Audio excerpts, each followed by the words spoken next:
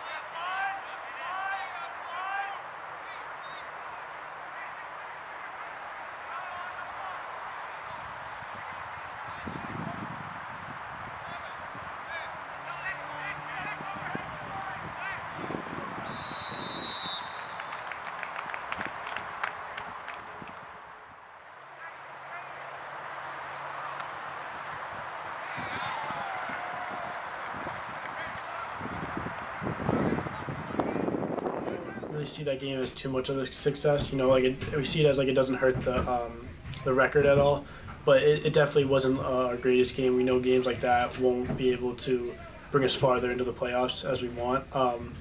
You know, I think with their like when they held on the ball, I think it was like a solid 5 minutes into the game there. It was we put in some guys who kind of need a little bit more experience for like future games and like next season. But I think we got a little too comfortable with doing that this whole season with our schedule. So I think you know, sometimes we need to just take games a little bit more seriously. You know, I mean, not saying we don't take it seriously, but also saying that we can't just think we're going to walk by every team.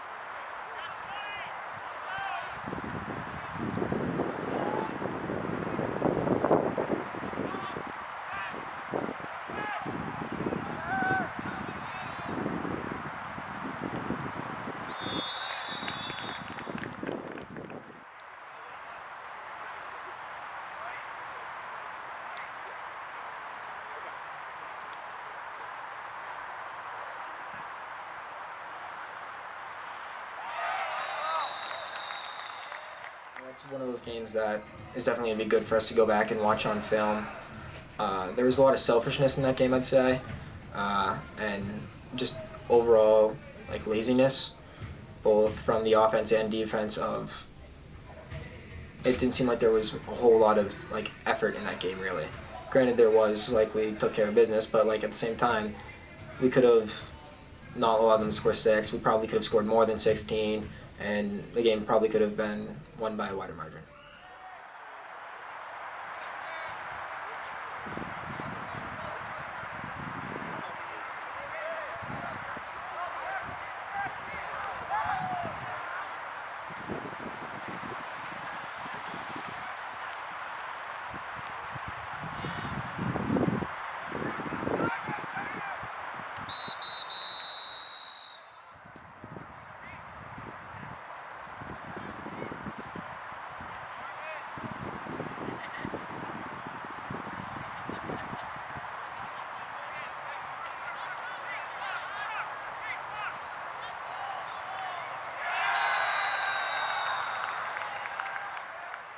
The biggest thing is it's kind of a mindset issue, and it can be a little tiresome at this point in the season to when we've played so many teams that aren't they're not the greatest opponents and we don't have the closest games. It can be really hard to stay locked in mentally and just perform and execute when you feel like you don't really need to be locked in. And I think that's kind of getting to people at this point, especially with only a week left. So I think when we go into the postseason, people are going to need to be focused mentally.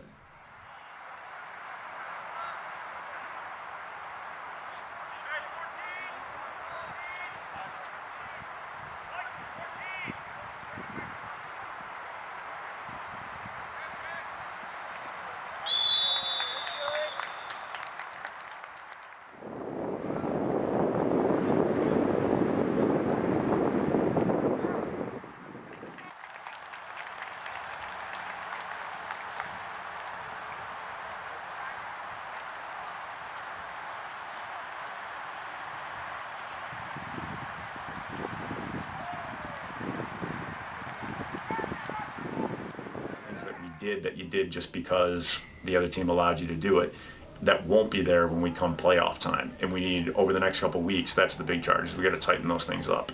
When we need to execute a play, you got to be able to run it. If we change sets, everybody's got to be on the same page. If we have guys coming in off the bench, you're expected to execute on offense and defense. And there was a little bit of sloppiness in that game that got masked by that final score. People look at that and I'm like, yeah, of course they won by 10 goals, right? Or maybe they're surprised we didn't win by more. I don't know. But regardless, it was that fine balance of trying to honor the work that they put in and to be proud that, we did. And not so long ago that Concord beat us. And so to recognize the fact that you did play really well against a Division I team, but on the other hand, did that really advance us towards our goal of where we want to be at the end of the year? And so that's a tough balancing act with 16, 17-year-olds.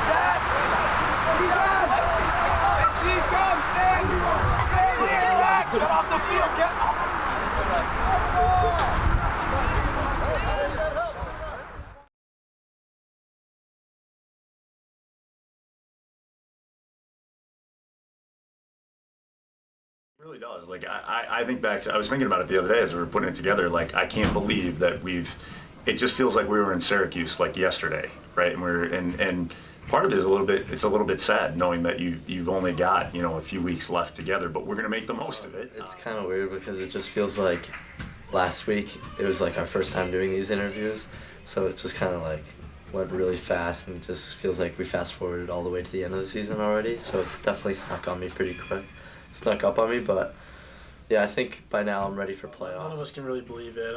It's kind of, the season's gone by way too fast, in my opinion. You want to kind of cherish your senior year and take your time, but it's like some of the games just feel like they fly by. And realize that there's only 2 games left in the season. You know, guys are a little sad, but also excited for playoffs, definitely. I think that's kind of more the way we're looking at it, is kind of turning the page into playoffs. I know it's tough to believe that like I'm almost done playing lacrosse here after playing for 4 years and through middle school here. It's kind of tough to believe I'm almost done. But yeah, it's also exciting because we know playoffs are coming up, and we're all very excited to go into the playoffs. Crazy. I think the season's gone past really fast. But at the same time, I can't remember week 1 at all. I don't remember who we played. But it's kind of hard to feel like you're at the end of the season because there's still so much more to come, especially with the postseason, and we're probably gonna be ramping up instead of winding down. Yeah, I can't believe that this season is coming to an end and it's almost all over. My high school career is just done, and it's been in a blink or in a heartbeat. It's been so quick. It's surreal to even think about. We've put a tremendous amount of work in. I think of the number of hours and the number of days. Every day on my practice plan, I put down day number, whatever it is. I think we're up to day. We're in the high 40s now in terms of number of days and number of hours. It's pretty impressive what these guys have done this season. Yeah,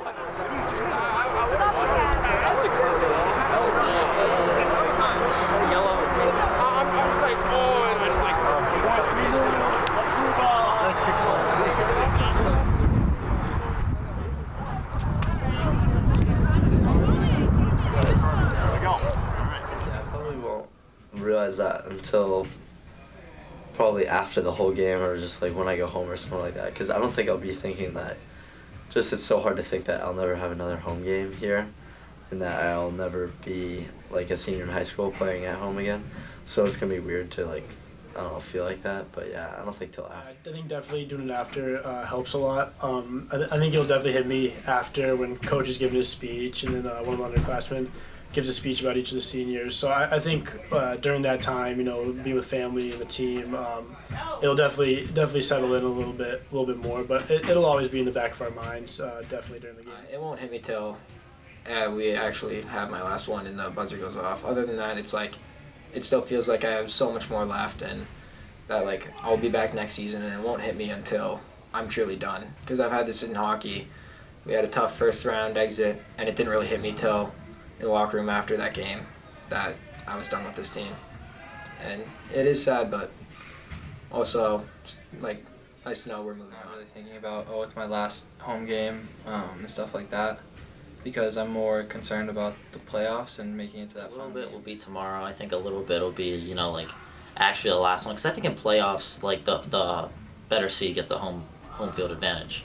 So I think it'll be depending on how we do in the playoffs. It'll either be then.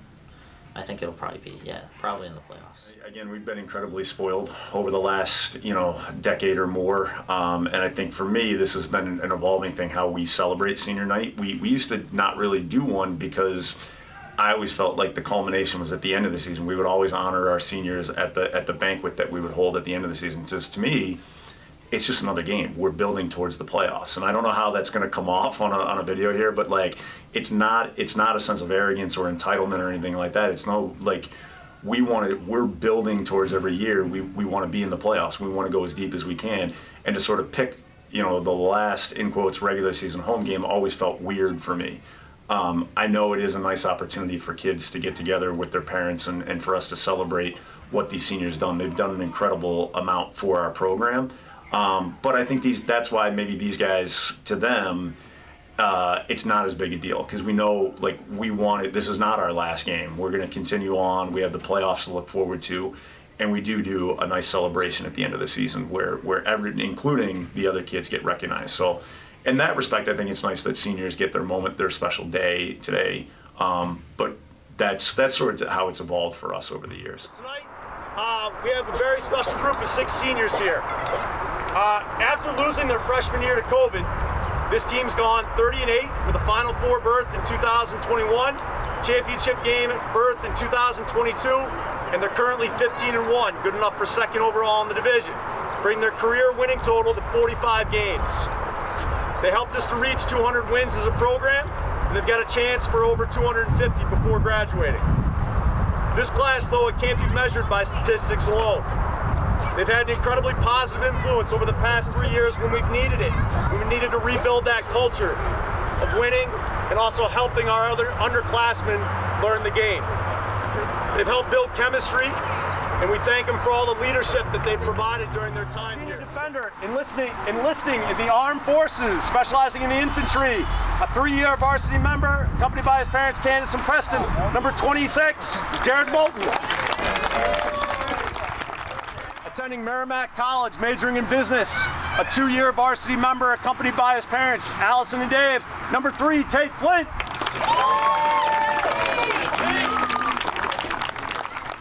Just like the family that's created on this team. We're not going to think about individual goals or assists or points or anything like that. To make the friendships that we make and like the memories, especially if we like get to the championship again, I'll never forget any of that. I always remember all these guys. Even when we go off to college next year, I'll definitely keep in touch, be back around here. Okay, next up, senior defender, attending Embry-Riddle University, majoring in mechanical engineering, a 3-year varsity member, accompanied by his parents, Aaron and Derek. Number 11, Tyler Lettieri. Definitely the community the team has put together. It's a great bunch of guys. We have fun on and off field, and it being such a small school, it's like you always see them in the hallways and stuff. So that's definitely the hardest part, is saying goodbye to the guys. Not even necessarily sports, it's always the teammates. Next up, we have a senior defender attending Bentley University, majoring in business, a 3-year varsity member, accompanied by his parents, Kate and Chris. Number 11, Dugan Brewer Little. Things that come to mind. The first is the friends that I've made here, and that's been my experience with all my sports. Is that it's just a great way to meet people and build relationships, and then I think leaving Hetler is going to be tough because he's just an amazing coach, and he really gets the game of lacrosse, and there's a lot of respect between the players and the coaches, which I think is a unique experience here. So those are probably the things I'm going to miss the most. Attending Merrimack College, majoring in finance, a 3-year varsity member, accompanied by his parents, Kathy and Paul. Number 18, Quinn Silvio.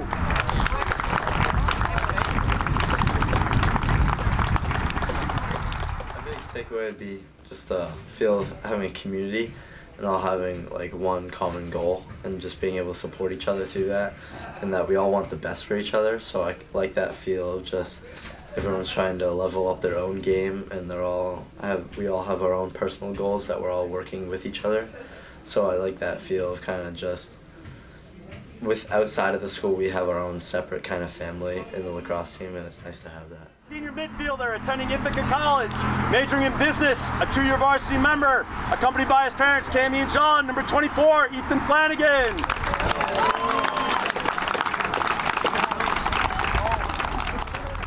I think Coach Hetler put a lot of confidence in me. I had a lot of confidence coming from Trinity, but I think my junior year I kind of lost it because I was surrounded by all these guys that are just as good as me or better, and that's where I kind of realized so this off season I have to put in a lot of work. Ava Young for all her work this year, coming out to the team as a senior this year to help us out. Been incredible to come on the road with us. Home games, kept incredible stats for us. Puts up with me yelling at her to stop the clock and to keep stats. Done an incredible job. She's going to Bentley next year. Congratulations. Thank you so much for helping us. Boys, on behalf of the team and I really want to thank you guys for everything you put in. It has not been an easy 3 years. Right? I know everything that we had to go through to get here from COVID, from that time apart coming together with new guys coming into the team. I think it's what's led up to this moment a little bit, and why maybe it's taken a little bit longer for us to develop the chemistry and the overall team flow and feel, because they had so many interruptions in their high school career. They didn't have the freshman year experience where they could learn the culture of our program. I think we've talked either on the podcast or earlier episodes about how there was a little bit of a reset because of that. Even though we were getting together and doing Zoom calls and playing games and different things during COVID time, virtual games, but you just don't get the same thing when you go to practice every day. This is how we do things here. This is our culture.